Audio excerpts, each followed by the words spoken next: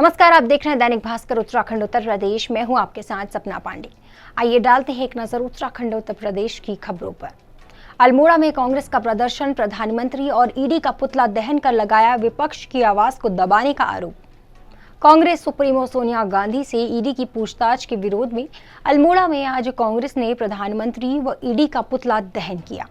कांग्रेसी नेताओं ने केंद्र की बीजेपी सरकार पर विपक्ष की आवाज को दबाने का आरोप लगाया और कहा कि विपक्ष जब जब किसी मुद्दे को लेकर आवाज उठाती है तो सरकार उसे दबाने के लिए ईडी व अन्य संवैधानिक संस्थाओं का दुरुपयोग करते हुए जबरन कांग्रेसी नेताओं का उत्पीड़न कर रही है। अल्मोड़ा से सोनू सजवाली की रिपोर्ट। जनता पार्टी की केंद्र की सरकार, आदरणीय मोदी जी की सरकार जानबूझ करके विपक्ष की आवाज को बंद करने का प्रयास कर रही है। इसी के तहत ईडी को दबाव में लेकर के हमारे राष्ट्रीय अध्यक्ष आदरणीय सोनिया गांधी जी के खिलाफ ईडी की कार्रवाई की जा रही है। इसके विरोध में आप पूरे देश में और हमारे अल्मोड़ा जनपद के सारे कांग्रेसजनों द्वारा भी इस देश के प्रधानमंत्री जी का और ईडी के खिलाफ ने प्रदर्शन करना और पुतला फूंकने का कार्य किया है। आश्चर्य होता है, यह देश लोकतांत्रिक देश है, जिस देश में पक्ष और विपक्ष दोनों पार्टियां होती है, लेकिन इस देश का प्रधानमंत्री विपक्ष की आवाज को बंद करने का प्रयास कर रहे हैं।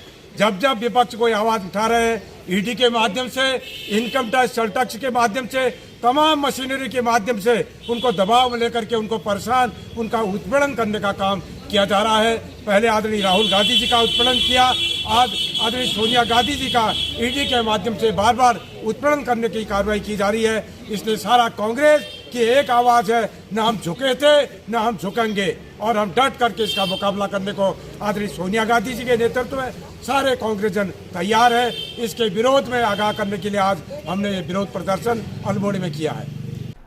वेरीनाग में 12वें दिन भी बीएड के छात्र छात्राओं का विरोध जारी, उग्र आंदोलन की दी चेतावनी। राष्ट्रीय स्नातकोत्तर महाविद्यालय वेरीनाग के बीएड के छात्र छात्राओं शिक्षकों की नियुक्ति नहीं होने के विरोध में 12वें दिन भी बाजार में सड़कों पर उतरकर शिक्षकों की नियुक्ति की मांग कर रहे हैं। शहीद चौक में सीएम और उच्च शिक्षा मंत्री का पुतला दहन कर सरकार के खिलाफ जमकर नारेबाजी और प्रदर्शन करा गया। तो वहीं छात्र छात्राओं ने कहा कि मोटी फीस जमा करने के बाद भी पढ़ाने के लिए शिक्षक नहीं है। यदि शीघ्र शिक्षकों की नियुक्ति नहीं की गई तो उग्र आंदोलन किया जाएगा। वेरीनाग से प्रदीप मेहरा की रिपोर्ट। पैदल कावड़ के बाद अब डाक कावड़ का हुआ आगाज। राज्य राजमार्गों पर नजर आया डाक कावड़ का भारी यातायात। हरिद्वार में पैदल यात्रा के बाद अब डाक कावड़ का सिलसिला आज से शुरू हो चुका है। आज से प्रशासन द्वारा निर्धारित सुपर जोन में शामिल पथरी थाना समेत लक्सर, कोतवाली और खानपुर थाना क्षेत्र के तहत राज्य राजमार्गों पर भारी डाक कावड़ का यातायात नजर आया। तो वहीं इन दिनों दिल्ली समेत हरियाणा, पंजाब, राजस्थान और मध्य प्रदेश के अलावा तकरीबन सभी राज्यों से पैदल और डाक कावड़ की आवाजाही का एक अनुमान प्रशासन के द्वारा लगाया गया है। लक्सर से अमित गिरी गोस्वामी की रिपोर्ट। तो ये इस वर्ष की जो कावड़ है वो पंचरूप कोरोना काल के बाद की कावड़ है, जो 2 साल तक कावड़ चली। तो हमारे आंकलन है कि इस बार जो है हर साल की तरह से ज़्यादा कावड़ आएगी।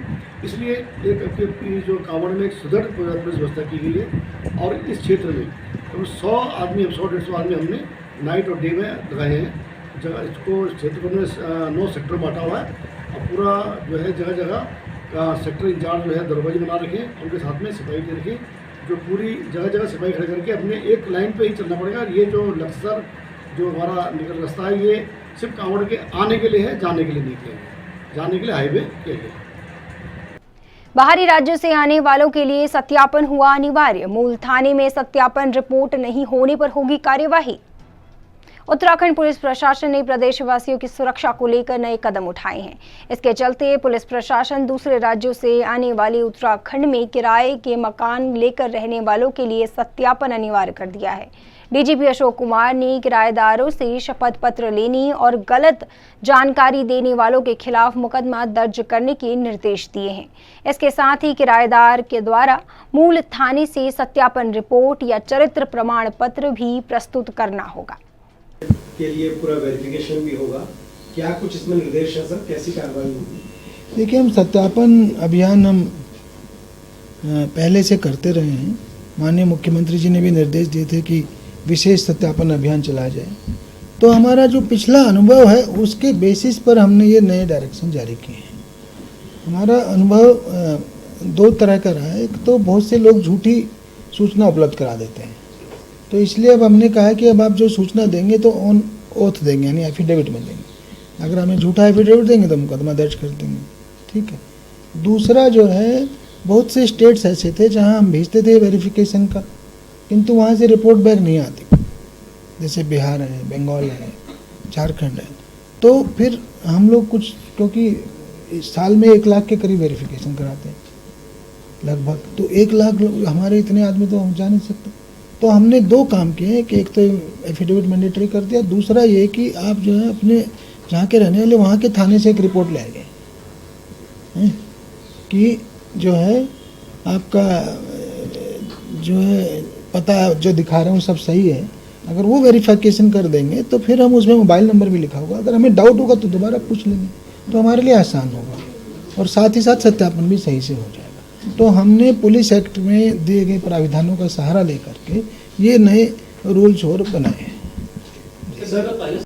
बुलेटिन में आज के लिए बस इतना ही। जाने से पहले एक संदेश।